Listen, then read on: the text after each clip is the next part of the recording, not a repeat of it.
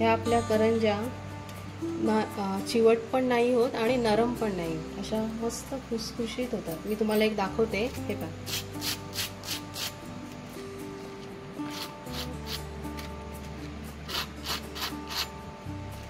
मस्त तयार होतात। आता आपण डिश मध्ये काढून घेणार आहोत। नमस्कार, विजेताज रेसिपीज मध्ये तुमचं सर्वांचं स्वागत आहे। आज आपण नारळी पौर्णिमा विशेष नारळी पुऱ्या बनवणार आहोत। त्यासाठी मी इथे 2 वाटी नारळाचा कीस घेतलेला आहे, ओल्या नारळाचा, 1 वाटी गूळ आणि हे बदाम आणि मनुके घेतलेले आहेत। तर आपण आता सुरुवात करूया। आपण आता पुरीसाठी पीठ मळून घेणार आहोत। त्यासाठी मी इथे 1 वाटी गव्हाचे पीठ घेतलेले आहे। चवीसाठी थोडंसं मीठ आणि आपण याच्यामध्ये थोडं तेल टाकणार आहोत आणि तेल हे गरम केलेलं नाहीये।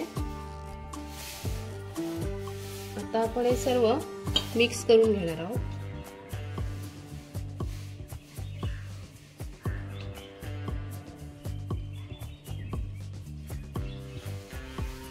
आपल्याला यामध्ये तेल गरम टाकायची गरज नाहीये, असं थंडच टाकायचं आहे। हे पहा, आता मी हे मिक्स करून घेतलेलं आहे। आता आपल्याला यामध्ये थोडं थोडं पाणी टाकून गोळा करून घ्यायचा। आपण चपातीसाठी जसं पीठ मळतो त्याप्रमाणे मळून घ्यायचं आहे, पण थोडं घट्टसर मळून घ्यायचं आहे।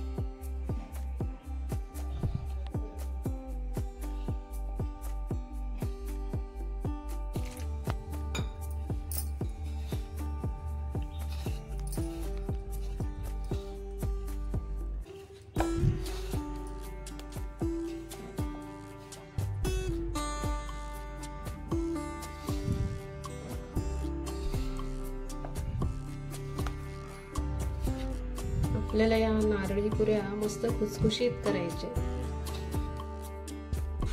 त्याच्यामुळे तुम्ही ही रेसिपी पूर्ण बघा। आणि तुम्हाला जर माझी रेसिपी आवडली असेल तर माझ्या चॅनलला लाईक करा, शेअर करा आणि सबस्क्राईब करा।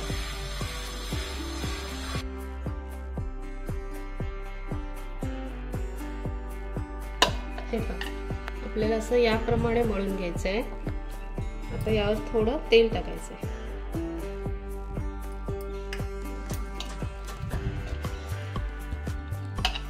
आणि आता आपण हे 15 मिनिट असंच ठेवणार आहोत। तोपर्यंत आपण सारणाची तयारी करूया। आता मी कढई ठेवलेली आहे, आपण त्यामध्ये 1 चमचा तूप टाकणार आहोत।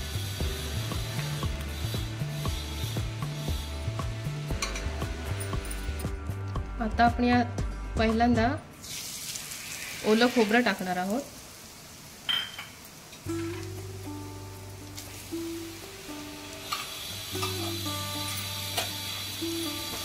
आणि ते 2-3 मिनिट चांगलं परतून घेणार आहोत।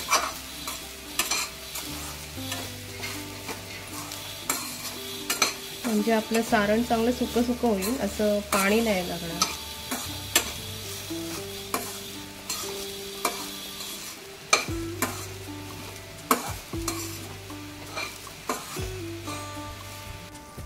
आता आपण यामध्ये मनुके आणि बदाम टाकणार आहोत।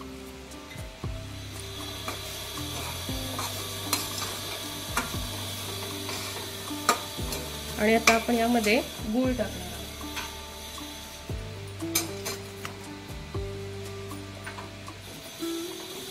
आणि गूळ विरघळेपर्यंत आपण ठेवणार आहोत।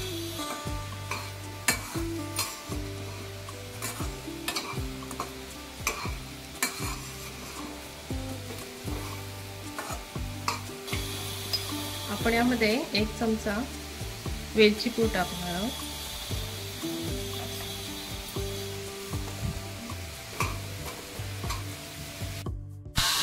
हे पहा, एक 10 मिनिटं लागतात आपल्याला गूळ विरघळण्यासाठी। आता आपले सारण तयार झालेलं आहे। आता आपण गॅस बंद करणार आहोत। आता एक 15-20 मिनिट झालेली आहे। आता आपण बघूया, आपलं पीठ मस्त तयार झालेलं आहे। आपण आणखी 2-3 मिनिट चांगलं मळून घ्यायचं आहे, म्हणजे आपली करंजी ही नारळी पुरी चांगली खुसखुशीत होते।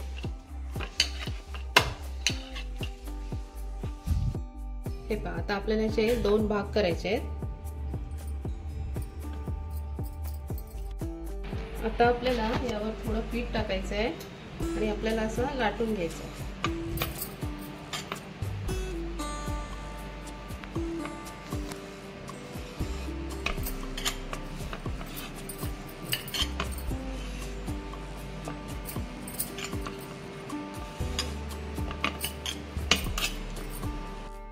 हे पहा, हे असं लाटून घ्यायचं आहे। आता आपल्याला त्यावर 1 चमचा साजूक तूप टाकायचं आहे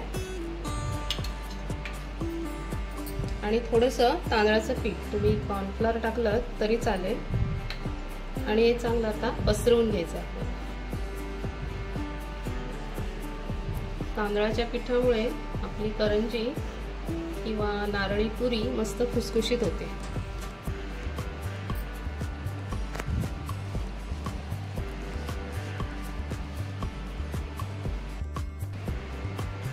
हे पहा, हे असं सगळीकडे पसरवून घ्यायचं आहे आणि अशी घडी करायची।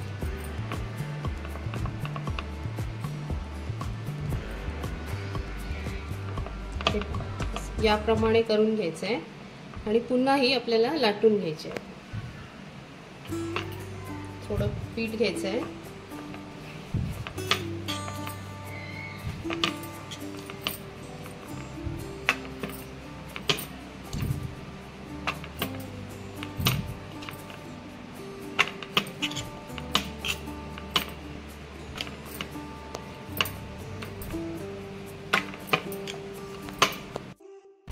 हे पहा, मी आता हा लाटून घेतलेला आहे। आता आपण एक डब्याच्या सहाय्याने किंवा झाकणाच्या सहाय्याने असे गोल करून घ्यायचे आपल्याला।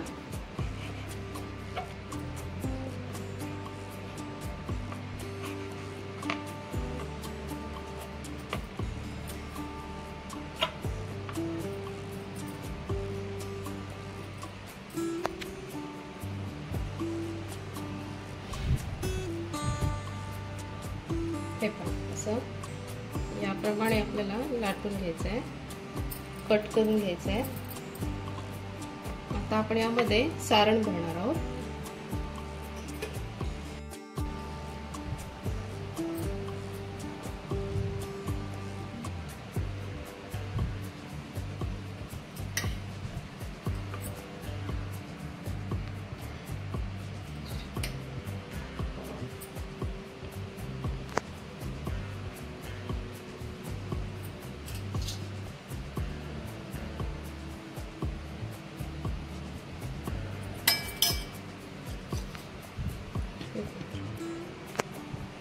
हे असं भरून घ्यायचं आहे आणि थोडंसं साईडला पाणी लावायचं आहे आपल्याला।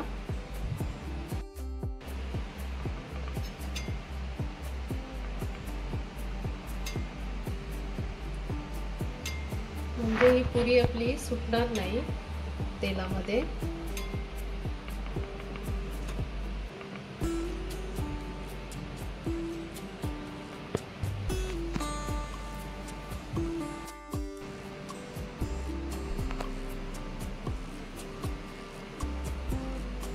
दाबून घ्यायचे आपल्याला।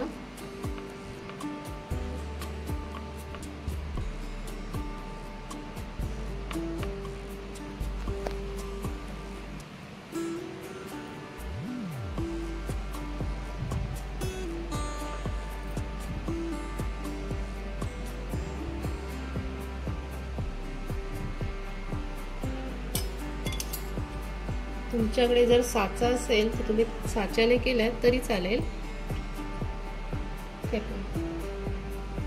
मी काचणीने करते, कट करते।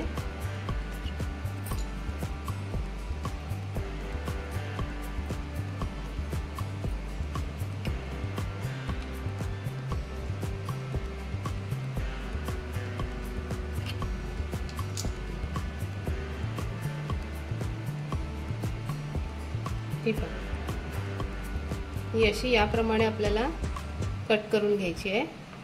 आता या पण मी अशाच करून घेते। ह्या मी सर्व पुऱ्या करून घेतलेल्या आहेत। आता आपण तळणार आहोत। या आपलं तेल तापलेलं आहे। आता आपण यामध्ये पुरी सोडणार आहोत तेलात।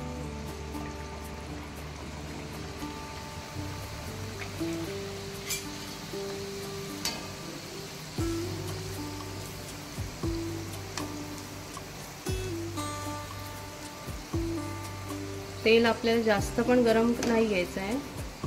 जास्त गरम झालेलं असेल तर मग त्या पुऱ्या आपल्या करपू शकतात। तर असं पलटवायचे आहे।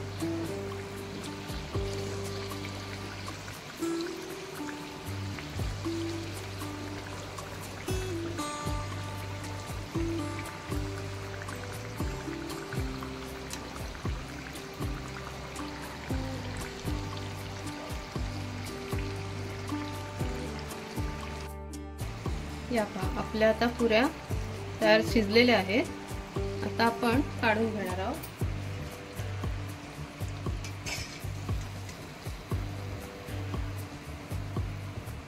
या पहा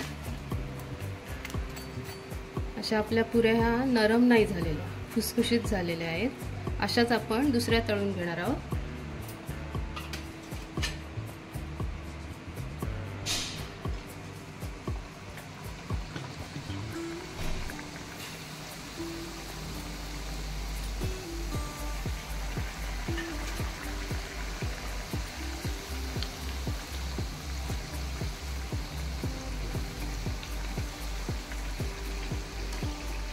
रवा मैदा न वापरता आपण गव्हाचं पीठ घेतलेलं आहे आणि गव्हाच्या पिठाच्या पण मस्त खुसखुशीत अशा नारळी पुऱ्या तयार होतात।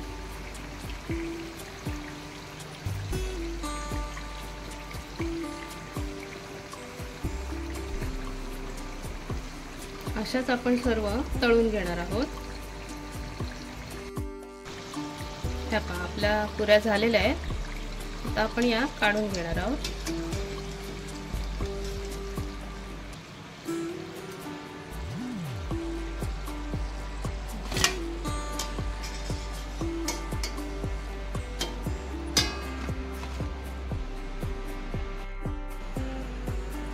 आपल्या करंज्या आता तयार झालेल्या आहेत।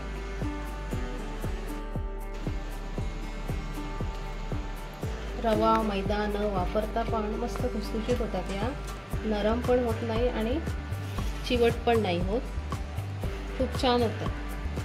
तुम्हाला जर माझी रेसिपी आवडली असेल तर लाईक करा, शेअर करा आणि सबस्क्राईब करा।